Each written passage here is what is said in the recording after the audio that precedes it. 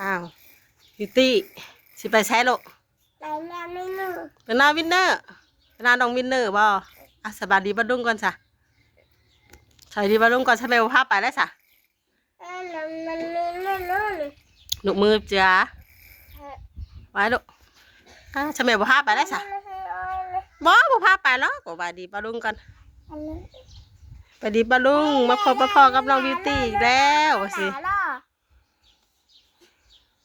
เล่เลยโลหะลูฮือลาลูฮือลาเล่โลหะหายบิวตี้เล่บ่หายบิวตี้ขี่กระตานี่หายบิวตี้ขี่กระตาโนดเล่ฮือโดยโดยอยู่ไปนาวินเนอร์กำลังว่าสิออกไปหน้าแม่ตุ้ยพี่น้องเลยกับทักทายสบายดีและสวัสดีเด้อเนาะหมดกับครูทุกคนมาพบมาพอครับแม่น้อง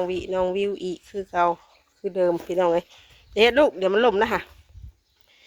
ออกไปหาแม่ตุ้ยเลยอันมีแกงหอยพี่น้องเลยมีแกงหอยจุบจะออกไปส่งแม่ตุ้ยเนาะพี่น้องเนาะพี่น้องเนาะเดี๋ยวออกไปพบไปพ่อกันทางเพื่อนแม่ตุ้ยพูดต่อเนาะพี่น้องเนาะอันนี้พี่น้องเลยวันนี้ก็มาหอดเพื่อนแม่ตุ้ยแล้วพี่น้องนี่เอานี่ไปให้แม่ตุ้ยดิ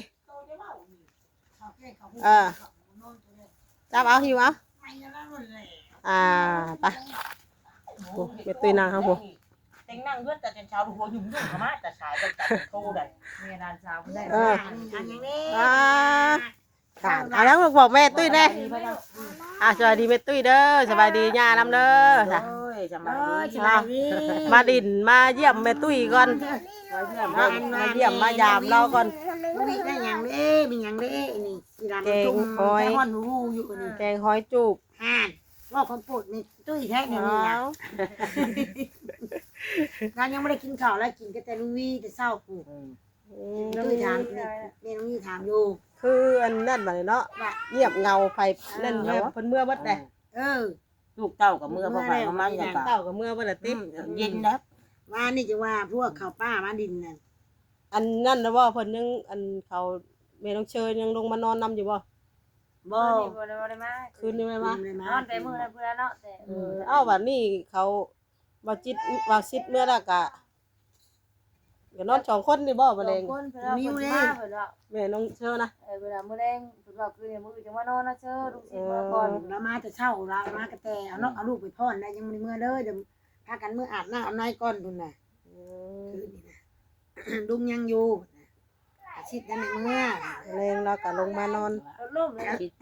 เมื่อเลยก็บุญเพิ่นแล้วมันนี่มันว่าบุญมาไหมกันบัดนี้นั่นสิข้าวอันน้ำป้าลุงอันไล่ละก่อนเด้อให้ฮอดได้ถึงเด้อไล่สบายดีบัดนี้ได้มื้อเลยเด้อได้มื้อแล้วบ่เดือน3ออกมา10ค่ำครับคำว่าวันที่เพิ่นจักอยู่3ลาวให้บอกเขาไปนั่นให้บอกเพิ่นไปนั่นโดดเอาเดือนกุมภาพันธ์แม่นบ่เดือนกุมภาพันธ์บ่เดือนมกรานี่บ่กุมภาพันธ์ก็ได้มันบ่ว่าให้พังก็ได้น่ะบ่เป็นตัวเองนี่ว่าเดือนนึงเดือนนี้เอาเดือนนี้ก็เดือน2เลยเดือน2ก็น่าจะอยู่มกรานี่แล้วเดือนนึงบ่เดือนนึงแล้วเขาว่าแบบนี้น่ะบ่จักมีตุ้ยเนาะเขาว่าเป็นเดือน3ลาวเนาะจักแบบนั้นเอาน่ะออกใหม่ก็แบบดินบุญเดือน3เปิดประตูเล่าก็แม่น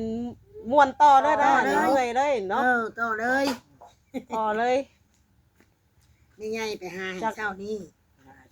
จากซีเมนต์น้องไอแลนด์อันเพิ่นลงมาเฮ็ดบุญกองเขาแล้วเมนมาต่อตัวนี้เลยนะ3รอบบ่ได้7มื้อเนาะลงมาน่ะ7มื้อก็สิได้เต้นแล่นตั้งแต่ออกเดือน3พุ่นเนาะเพราะว่ามันจ่อกับบุญก็ลงมาสมมุติว่าเลิกบุญเดือน3นี่ก็มันก็ได้จ่อแล้วมันจันทร์ก็ตื่นมาหาไปกินเนาะด้วยว่าเนาะท่านดอกเนาะได้ก็ดียังบ่ได้ข่าวป้าข่าวลุงยังบ่ได้นั่นจักมื้อเนาะเฮาก็บัดนี้ไปหามื้อเช้านี่ติมื้อเช้านี้ออกมาดินมาเยี่ยมน้ำแม่ตุ้ยแน่พี่น้องเอ้ยเนี่ยออกมากอ่ะลมบ่อยๆอยู่แล้วกันนั่งดินอยู่ดินั่งตรงไม้นี่ก็มีง่วงแล้วผู้เดียวแล้วนะอันเนี่ยอันผา ป้าอ้วนกะว่าจะออกมาน้ำแล้วว่าหลานเรายังบ่มื้อหลานเพิ่นมาน่ะ หลานเพิ่นเมื่อน่ะหลานก กั ลั บบ บ่ บ่ สมมุติว่า สิกลับมื้อนี้แล้ว สิให้นอนน้ำยามันนอนหลับว่ะเมื่อจังเมื่อว่ะ นอนบ่ ของมันอยากนอนแล้วก็ยาเมื่อกับยามัน อ๋อแล้วมื้อนี้น่ะเราสิมื้อ เพื่อลาเพิ่นอย่าเมื่อบอกไว้ ข้างทิพข้าวเด้อกับกระตุกเด้อน่ะมากินข้าวเป็นเอาหอย บิวตี้กินได้อันนั้นลูกไผ่หล่าเพิ่นแกงไผ่หล่า นั่นบ่ ไผ่หล่าเพิ่นมาแกง ให้ลาเพิ่นเนี่ย ไผ่หล่าเพิ่นแกง ใจกันจะมาแล้วเฮ็ด แม่นแล้ว หลายหลัง อยู่ อั นั่ น น เราคัดได้เมื่อจำได้ค่ะ อยู่ ออกก่อนเด้อว่ายันมันสิค่ำบ่ แม่ก็หาย ปกตินี่แม่ตุ้ยก่อนแล้วจังได๋สิมาว่ะ เอาไปปากบ่แตก ขาดว่าเนี่ยเตรียมแต่งไว้แล้วเทียนคานน่ะ อันนี้เจ้าอันหาได้เท่าไรเจ้านี่นะ หาชิปของอีดำน่ะเชนนึงอ่ะถึงใช้หาชิปคือกันหาชิปมันจะเอารถนั่นน่ะ ปัดไม้ไปเนี่ยใส่ คือเหมือน ธรรมดาเด้อ เข้ามาหากระชาพันเนาะ หามื้อเนาะ เอาบัดเข้าไปหาเพิ่น แต่บัดนี้แม่น กันตะคัก ทำลูกหลานไทยทามค่ะว่าโลดทำบุญแล้วนั่นมื้อไหนหาแล้วเดือน3บอกมื้อโลดตุ้ย อันหลายคนบ่มื้อเดือน3อะอันของอันพอแขกนี่ออกก่อนหมู่ด้วยบ่ ออกไม้บ่พอเห็น พอให้นี่ จะค่ำน่ะ ออกไม้พกเดือนสามออกไม้พกคำเดี๋ยวเลิกแม่ไม่วิ่งไล่เขา บ่แม่นพอแขก ไม่นี่เลย อันนั้น ไปครับภาพเพ่งภาพไปแม่มาเต็ม มีแต่บุญมีแต่รองเนาะ วิทย์มาเต็มเนี่ยแม่มาอุ้มงาอุ้มงามาห้าเลยถูก แต่ ตา อันมื้อนี้นั่นเห็นหมู่แกนั่นไปกะแกยังไปใส่เว้นี่แหละอันเขาแกโตแกติ่มไปขายได้ เพื่อนให้มัน อัน เรื่องกระเตะแล้ว แกห้องต้มมื้ออื่นบ่บ่ได้ห้องเฮา แล้วห่อคือกัน เฮากับเพิ่นบ่ได้ฮอดทางแล้วเฮายังว่าเห็นเพิ่นแก โตคล้องได้กินก้อยกระเตะจะได้กินหรือบ่ห่อเองวะ แล้วอันล่อว่าสิกินแล้วล่อว่ากินก้อยกะเตเลย เฮ้ยว่ามันห่างกันนะพาว่ากับเรื่องประเภทจริงเต็งเลยแหละเมื่อยแม่งแล้วน้อยห่างแล้วเดินชี้มันบอกเขาทุ่มเต็งเลยจะเอาเดือนช้ำหมาแกลูกเนี่ยประธานจักลูกมันมาจับคนมาเป็น เฮาบอกแล้วได้วานนี่น่ะเฮาบอกบ่น้องพอนี้เราว่าแล้วกันเด้อ ขึ้นมาบ่ได้ค่ะขึ้นวานนี่อันไปฮับเอาเจ้าออกมาแล้วเพิ่นไปบ่แล้วเฮาว่าคือบ่เห็นแม่ตุ้ยตอนใส่บาตรแล้วว่า หับลงมาแล้วก็ไปเอาลงแล้วก็พอน้องเซอเอาลูกเรามาแล้วก็ไป ดินการเด้อเพิ่นพาลูกเพิ่นไปพอดวาดนี่ทุกคนบ่ ก่อน ว่ามี เป็น จ่อ เป็น จ่อเลยว่าจ่ออันพาอันนางอันวีเพิ่นไปอันเสิงอยู่นี่ถึงออกไปแล้วสิไก่เนาะหัวหน่วยยิ่งใหญ่เลยเฮาเราปวดเด้ว่ะ ให้มันพอ เอาผู้ใดสกายเอามาแล้วแต่มันเลยบอกกู นั่งลาบลา ปวดอยู่เลยหน่วยบ่ได้เซ่จะคือบ่ได้แยะเลยเพิ่นบ่ได้เซ่อะไรนี่น่ะมาเก่งเลย แค่ยังแค่ยังมองตั้งแต่เดือนนะ หอยเชอรี่น่ะสอบนึงพุ่นน่ะบ่ได้เอามาหอยเชอรี่น่ะ แทรกแทรก แน่อันเราว่าไปเก็บเอาแป๊บเดียวนึงได้นี่แล้วห่อนะ เลยมาเด้อมากินแกงหอยเด้อ เยอะไปลุงเว้ย กินแต่นั่น กินน้ำนุ่งวีปิ้งชิ้นหมู เอา เป็นมาไปทั้งไงเด้เองว่ะว่าวีเป็นแล้วมาปีนี้ หัวมันจะเป็นง่ายที่มันนั่น บ่ได้กินบ่ มา ล่ะ มาไม่ตู้มา บ่ได้กินเหรอบ่กินได้จนเมาจังว่าบ่กินเพิ่นล่ะ เพิ่นละเพิ่นบ่เมาเลย เฮ้ยบ่ได้เอาขึ้นปลาเขาไปจับไม่ขางัวอยู่ไปขึ้นจับไม่ทุกคนจ้ะ ชิแม่นจักจำแล้วจักเราจะนอนได้ค่ะมื้อนั้นน่ะ บ่ได้จังอีแก้วก็บ่จับ เขาแก้มือห่อกระตุ้งได้ก่อนได้บ่ชิง มันวนวายเลย เขาจับอย่างอื่นขอบอย่างอื่นตัวอื่นให้กินแบบคือขาหมูขาไก่เอาตัวนี้ให้กินอื่นเพิ่งขาหมูก็สิ เถื่อนั่นคือเหมือนกันติ เลย บ่ได้กินพุ่นน่ะบ่ได้กิน บ่ลืม บ่ เนาะ กิน จะ ยัง ไป ไง เรียกอีกเด้อนึง ตาย เนี่ย ว่าบ่กินจังว่า ส่งสิ แล้ว ไปม่วนเด้อ เราคือลืมเนี่ยจนว่าอันนั้นเลย ให้แม่ไปม่วนม่วนกับแม่บ่ม่วนแล้วเป็นแบบนี้เองว่าบ่ม่วนจังว่าโอ้เหี้ย หลังเนี่ยมือกันนะ หมาย หมากนี่แหละให้ทักแท้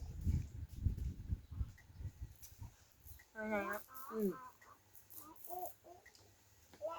มาเขา ไปนั่งมากินบ่ไปนั่ง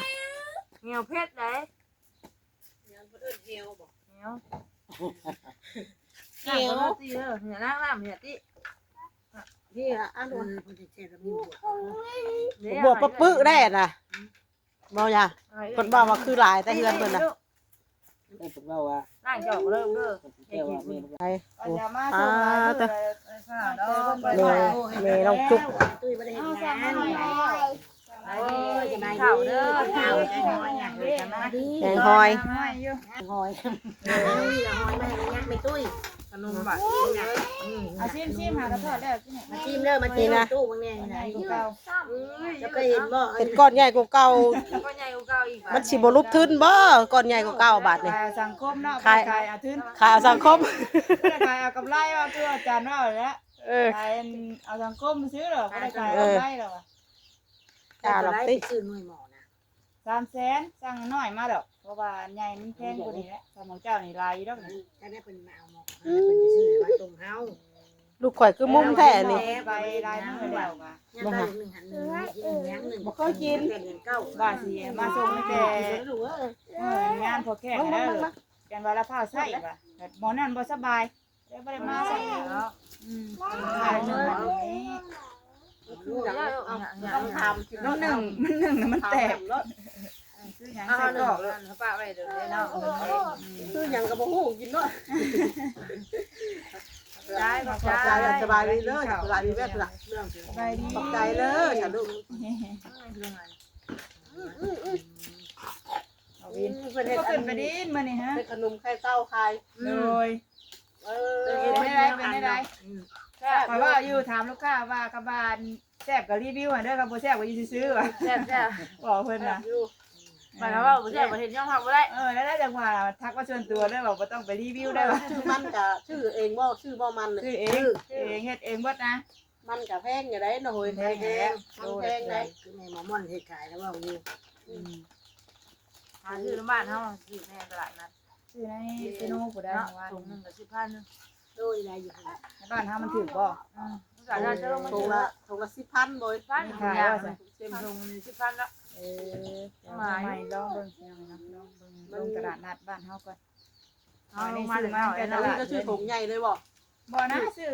จัก2โลนึง เนี่ยเขาเปิดมา ขายโลเท่าใดก็พุ่นน่ะ เอาวะ ลองเบิ่งซื้อแน่ว่ะ แซ่บบ่ลูกแซ่บบ่แซ่บบ่วินเนอร์หัวแซ่บ เฮาเราบ่จัก แซ่บบ่ เฮ็ดบ่ แม่ เป็น นบ่บ่ได้อันย่องกินบ่ แซ่บแม่จุกแซ่บ เจ้าบ่ลูก ถ้าวินเนอร์อยู่ก็บ่ขึ้นมาเทื่อเด้ บ่ได้ ว่ะ ขึ้นได้อยู่ในตุ้ยเป็นไปตู้หากันมา อันนั่นเพิ่นเมื่อหรือว่าจะประชิดเพิ่น เอาแต่นี้บ่ แล้วเท่านี้หน่อยไม่เท่านี้ เมื่ออันบ้านเมียเพิ่นบ่ แม่น โดยเต่าบาวี่เป็นไปเพิ่งตื่นไปช่วงนี้ได้ มาถึงนี่ไอ้ตัวนี่น่ะประมาณนั้นนี่ค่ะจริงเพราะว่าเราไปส่งรักษาผู้จักยาม สาม กลับไปบ่ได้ไปไหนเมื่อทางนั้นบ่บ้านเราบ้านยัง ทำบักเซ่หนูเลยบักเซ่ไป ได้บักแซ่ไปอีกได้นาปุ่งอยู่ ไก่เด้อบ่หน่อย ไก่เดี๋ยวยังบ่ทันฮอดอยู่ มาไว้ได้สบายทาง เพิ่นส่งมาเมื่อตอน2มันเพิ่งหาฮอดเซ่เพิ่นฮอดบักเซ่เพิ่น ค่ะเพิ่นเต้นของพี่ น้ ค่ะ แรงไง นี่น่ะเติบทั้งลูกจะมาขนาดนี้ ไม่เอาก้อน นั่งรถ มันพวกลุงนี่น่ะมันนั่งรถนี่นี่ว่ากินสุกเลยลุงเอ้ย ใช่ป่ะ แซ่บอ่ะมื้อหน้าพาตุ้ยขึ้นไปลิ้นพุ่นเด้อแล้วจะมีหมู่แซวอยู่หั่นน่ะโอ้ยเป็นปวดหัวน้อยแซว อะไร เห็นเพื่อนแม่ของเธอบอก เฮ็ดตายอยู่ไหน เพื่อนเฮานี่โอ้ยมันอยู่ในทั่วแม่เด้อ ให้ขาย ขายว่ามือบุญมื้อนั้นน่ะ บุญมื้อนั้นใช้บ่อยู่ ไม่ตั้งขาย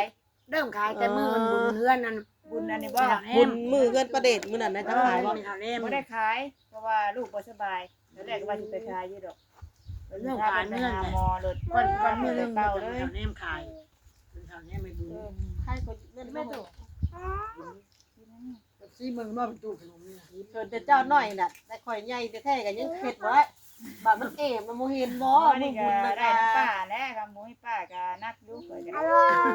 มื้อนั้นล่ะกะไปด้วยบ่อยากนอนเฮือนย่าหิวกลับไปหิวกลับมาจนฮอด11:00 นกลางคืน เออ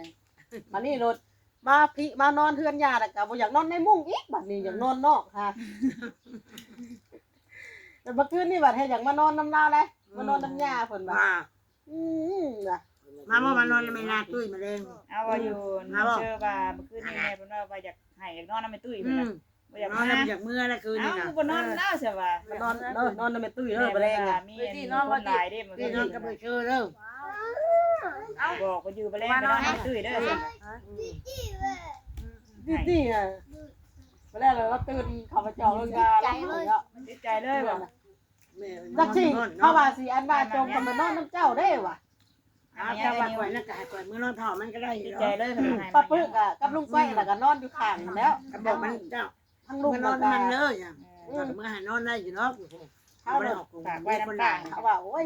สิเอาเข้ามานอนแม่ตุ้ยได้ว่ะ อยู่นอนนะ บ่บ่ได้นอนหากระตื้อ เพิ่นให้โยอันประอวดว่าหมู่อันพ่อนตอนเช้าได้บ่เห็นเจ้าพุ่นน่ะเอากระดูกเราให้ว่ะ จะลองคำป้อมลองคำป้อมแล้วจ้างตู้ไปจะได้เงินหรอกคนพ่อมึง เมื่อบุญบ่ ให้ออกไปทอดถึงว่า เออ เป็นนี่มือแต่น้องคำป้อมหมดถึงว่าจะเนี่ยทางเอาบ่ได้กับแม่ทาง เออ เป็นนั่นพวกนี้ บัดรอบก่อนที่แจ้งมีแต่เป็นสาวรอบ2บาทแต่ไปห้างนั่งใหม่ม่วนเด้ มากลับบ้านเขาอันกินตั้งแต่ ผมก็เมื่ออาทิตย์ยังไม่กินอัดเมื่อว่าเฮาว่าเพิ่นก็อยากเมื่อน้องเขา ดีบ่ ไอ้กินยา เมื่อ เด้ แล้ว อ เบิดอะไรลูก ไปซื้อมาใหม่เด้อไป เราจะ ซื้อมาหน่อยโพดบ่อยากกินแบบนั้น ได้ลูกนะ แซ่บบ่นั่นน่ะแซ่บบ่ โอเคบัด แซ่บบ่ ไปซื้อมาอีกเด้อแล้วยังหลายอยู่เมื่อ ละ นั้น ลาย เฮ้ยขายรถบัตรอันเฮ็ดทางนี่เนาะจังน้อยเฮ็ดทางนี่ได้ขายอ่ะ เพิ่งบ่ได้ไปเฮ็ดด่าหน่อยด่าลอยไปดูเนาะ เอาเพิ่นแล้ว มันหาเลยเลย เอาเก็บเงินอยู่เดี๋ยวนี้เอาเงินก็มีว่าสิเข้าเอารถเนาะปิดไปนำโดได้ แม่มันก็บ่เฮ็ดได้บัตรหน้าฮ้อนนั่นฮ้อนเฮิงคนก็แรงเขาแต่ห่ม แม่น หน้าหนาวนี่ใครแน่ ช่วงเขาแค่ขายได้ไปน้ำเจ้าเนาะตอนนั้นน่ะ บัตรปีนี้เพิ่นว่าสิเอามือหนึง2หน่วยปีนี้ล่ะปีนึง2หน่วยเพิ่นให้บ่ไปให้บ่ไปนั่นแสนนึง ถ้า ถ้า เรา บ่ 2หน่วย ยบ่ ดูเรื่อการบ่ปุ้มคือ เอา มื้ มื อ อหนึ เนาะ ง2หน่วย เนาะ อ้าวปีตอนนั้นเรายังได้ไปเฮ็ดน้ำกันอยู่ได้กับพวกแขกปีกายนี่เอาไปเนี่ยบัดนี้โอ๊ยไปแต่เพิ่นมาให้เขาเข้าไปกินบัดนี้เราบ่ให้มื้อเฮือนเพิ่นว่านั่น นี่ เฮ็ดทางนี่บ่ เฮ็ดทางน่ะเพิ่นบ่ให้มื้อ เมื่อไหร่เมื่อเลย ลูก ว่า นั้นเนาะ เมื่อน่ะเมื่อเลยเพิ่นบ่ให้เอาเพิ่นบ่ให้มื้อบัดนี้ให้เขาเข้าไปกินอยู่พุ่นเลยเพิ่นว่าแต่ว่าว่า ก็มันได้นะเพิ่นเริ่มเฮ็ด ก็บ่เฮิง ด ด อ อก ก เก็บไปได้เฮือนนะมันบ่ฮอดหรอวะ ยังอยู่ คน ค่ะ ละเท่าไหร่ก็ เฮ้ยแต่เก่าเพิ่นคือเอาออกเอาก่อนเนาะแต่เก่าเนาะ น้อย แม่ นะ นว่ากันนั่นว่า แม่ว่า เพื่อ กัน เบิ ไป ด ไปหน่วยได้จะ เก็ เป็ บ น ข เมื่ อ อง ไป เพื่อนเบิด สิฮอดใส่ได้บ่นี่ แม่ เนาะ นอยู่กับผู้มีผู้บ่มี เลยเงินแม่น้องเชอปีนี้ เล นะ ยบ่เลยบ่ฮอดดอก เลยอยู่ดอก บ่ฮอด ทำชาบิกานี่เลยเลย จ่ายอยู่สิได้อยู่ เขาบ่ได้เฮ็ดแบบเก่าแล้วนี่เขาเฮ็ดเด่นไปเด่นนึงต่างหาก เล่นเดียวอ่ะ เล่น พอ เดียว ทาง ก็ มันเสียเดียวสิเที่ยวใช่ป่ะ เมนแล้ว เขาเฮ็ดไปสิ ใหญ่เลยเนาะ ตึ ตึ ง ง อย่างบางนี่มาเอาสิโน่นะหาเลยทางลง แม่แถวอันน่ะแถวเพื่อนอันแถวเฮ็ดก้อนนั่นลอกบ่ได้เลย สูงคักนะ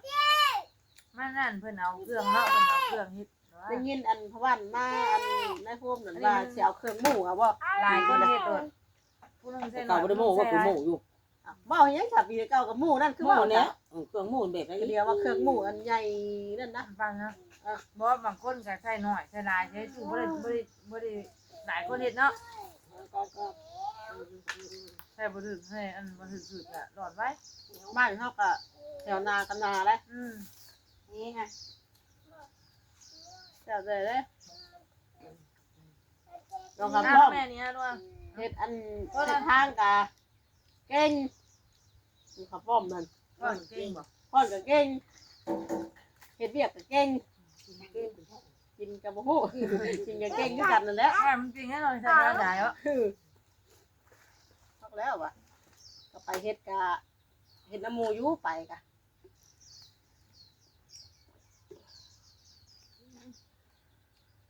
เข้าไปปีกายนี่นั่นเฮานี่เนาะพอดีอันมื้อสุดท้ายยักเข้าไปปีกายเด้อยู่เฮาเฮ็ดฮอดนี่นะเพื่อนอันนี่เป็นอันมาชิดฮอดบ่อนเพื่อนอันเราซื้อใหม่นะเฮ้ย มันนี่แหละ ทันได้ฮอดเนาะ ผ่อนตลาดเพื่อนเอาเลยเดี๋ยว ฮอดตะหนาเพื่อนอันนี้เลยได้พวกสีใหญ่เลยได้เพื่อนว่าเทนก็ยังพันฮอดซ้ำน้ำน้อยเดียวนึง เราไป แม่ โย บอก ก เป็น เขา ยังมันห ก่อ ลาน บ่ยาก เราไปโยกเขาก็ไปถ่ายนะ บ่ย่อเนาะนิ้ว เราไปโยกเขาทำดูเอ้ย บ่มีหยังย่อว่าแล้วก็ว่า ก่อนไป อยู่เดี๋ยวอยู่น้ำเด้ ก่อนอยู่น้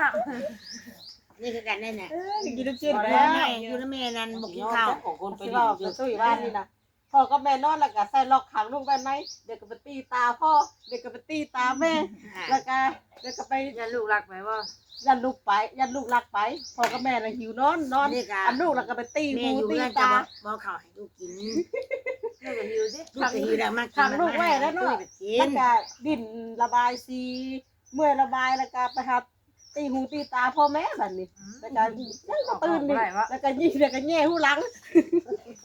แม่มือแดง แล้วก็ยี่หูหลัง ประมาณ นี่ 10ค่ำ บุญเพิ่นบ่ เพิ่นนี่ เราตีบ่ว่าเราบ่ว่าเรา ไหนต้องบอกป้าบอกแม่แม่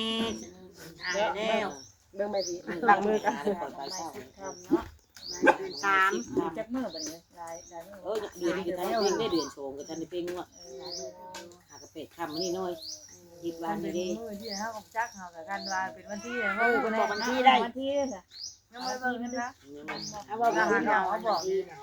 ก็ออกมาบอกอย่างนี้ ยังมาดูยังอยู่ผู้เปิดให้ดู ได้เบิ่งวันที่มันจะเนาะได้ตรงกับวันที่ใดที่มัน ไม่รับเงิน ค่ เด็กว่าต่างรูปมัน ไปถือพ่อกับไป คือ ตาม 13 ใช่แล้วซื้อมาไว้ ถึง40คำ13คำของใหม่13 ำ